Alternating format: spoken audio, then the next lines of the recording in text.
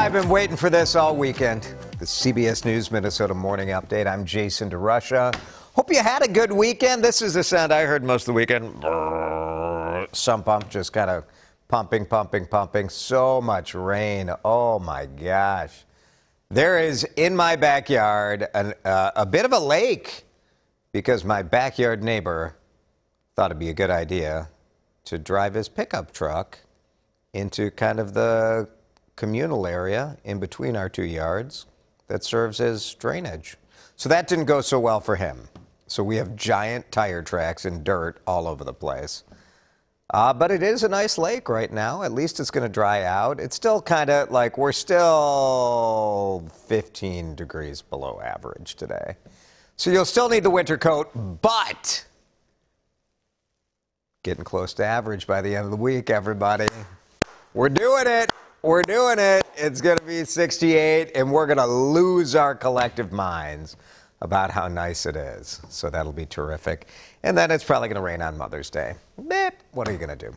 Let's talk about Minnesota's Teacher of the Year. Congratulations. Please join me in welcoming our Minnesota Teacher of the Year 2022, Sarah Lancaster. I mean, I don't want to criticize the state's teachers union, but they could get somebody with a little more vim and vigor in that introduction there, right? Like Sarah Lancaster didn't know she was going to win. That's an exciting moment. It's not the school library and the Teacher of the Year. But Sarah Lancaster, awesome teacher, inspiring person. Onamia Elementary School. Do you guys know where Onamia is? It's by Lake Mille Lacs. She's the first teacher of Asian Pacific Islander descent to receive that honor in Minnesota. And I love that it's an elementary school teacher. A lot of times the Teacher of the Year might be a middle school or a high school teacher. But boy, you think back, and assuming you can remember your elementary school teachers, didn't you just have like that special relationship with them? So we wanted to take a little time out today and just celebrate teachers. Tell us about your favorite teacher. What grade was it? What did you like about them? Share about your favorite teacher. My sister is a teacher. So I don't know. I always feel a little extra love in my heart for teachers. And my kids have had really terrific teachers throughout their journey up in Maple Grove. So let's celebrate those teachers. Tell us your stories and maybe a little anecdote, something fun about that teacher, why they connected with you, and we'll share some of that coming up. We were talking about the Timberwolves playoffs last week, and that didn't go so great, right? That's over. And so when did we get eliminated? Saturday? Was it Saturday? Yeah. Rough. Another fourth quarter collapse. But when I was tweeting like a positive thing about what fun we had with the Timberwolves, remember last year they were in the basement, this year was fun? One of you said, Jason, we got the Wild coming up. And so we feel good about that. The Wild in action tonight. Stanley Cup playoffs, round one. It's an 8:30 puck drop. So a little late, but you can stay up for it. And boy, the Wild have had a great season. Kirill Kaprizov, the goaltending has been great. We've got Fleury. So we've got a lot to be excited about. And the Blues have sort of had our number this season. We've lost all 3 games against the Blues. But, you know, end of the season, playoffs, it's a new deal. It is a funny thing about the NHL. So a lot of excitement. We've got games 1 and 2 at home, and then games 5 and 7 if we need them. Those who knew him best finally got a chance to say goodbye to former Vice President Walter Mondale. Like so many of you have had to do, memorial services were delayed. You probably didn't have the president at yours, though.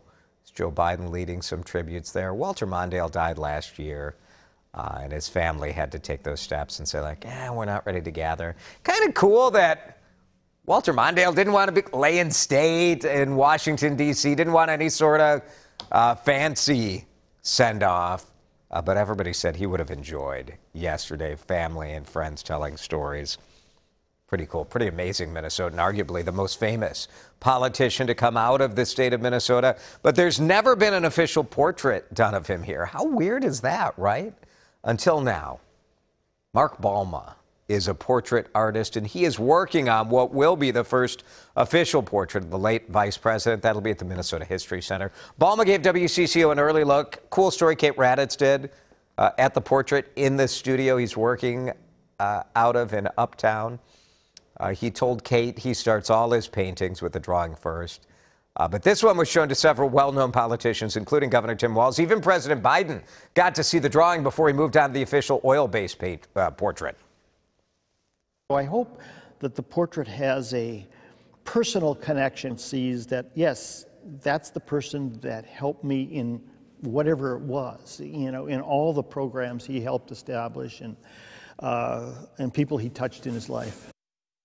It's pretty neat, right? Balma had the chance to meet the Mondales years ago. The official portrait will take around 6 to 7 months to get it done, and it's being completely funded through donations.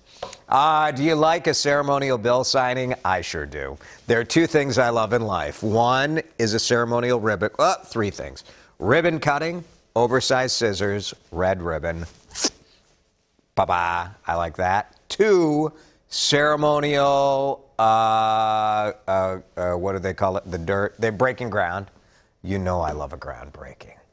But how about a ceremonial bill signing? Here's the actual bill signing. Governor Walz, leaving like his son's volleyball game, stepped out to sign this legislation. This is the frontline worker bonus pay. This thing's been a train wreck for the legislature to try to agree on. They had a bucket of money to give out to frontline workers, and nobody could agree, do we want to narrowly define this or broadly define it? And it still won't be broad enough for some of you, right, where you're like, hey, why am I not in the 600,000 Minnesotans who will get this extra money? But you had to make some lines here. And so people get $750 a piece. Let me show you some of the eligibility requirements. So this is for like healthcare workers, but also retail, also transportation. You got to work at least 120 hours.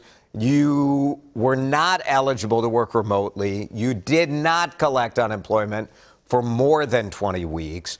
You make less than $175,000 a year if you came in direct contact with COVID patients, and then $85,000 for everybody else. So that's sort of it. And the state is working, you know, it'll be an online application. They're building the website. Once it's live, frontline workers will get about 45 days to fill out that application and apply for that money. So it'll be good that you guys will be getting that bonus, certain people anyway, but sort of outrageous that it, like, don't forget that part of it, right? Isn't it outrageous that it took them this long to work it out?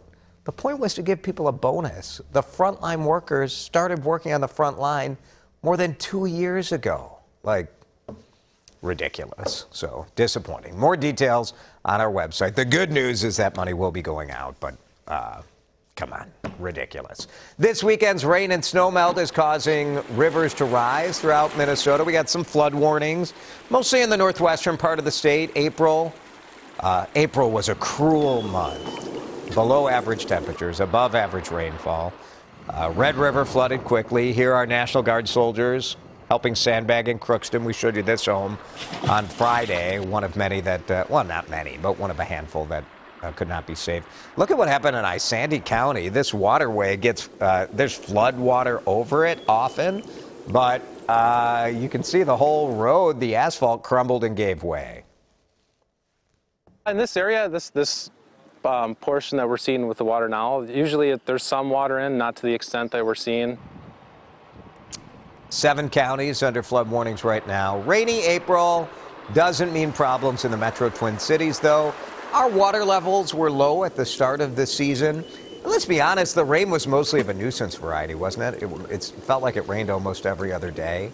But it's not like it was a massive downpour, except for this weekend where I don't know what the total rainfall was this weekend, but that's because yesterday is so, today is yesterday, today is so yesterday, something like that. Yes, so we're not worried about that. Tonight is the year's biggest night in fashion. As you can tell, I am already ready. Thank you.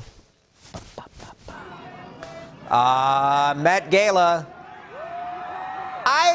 Look, it's easy to make fun of the outfits because like this happens. By the way, this is how Gerald, who's our floor director, that's how Gerald is brought into work every morning. It's very regal. It's quite an operation. Wouldn't it be awesome to go to the Met Gala? Like to have some, I mean, it's so goofy. Don't you wonder what it's like inside, though? I bet this is like the most awkward party ever.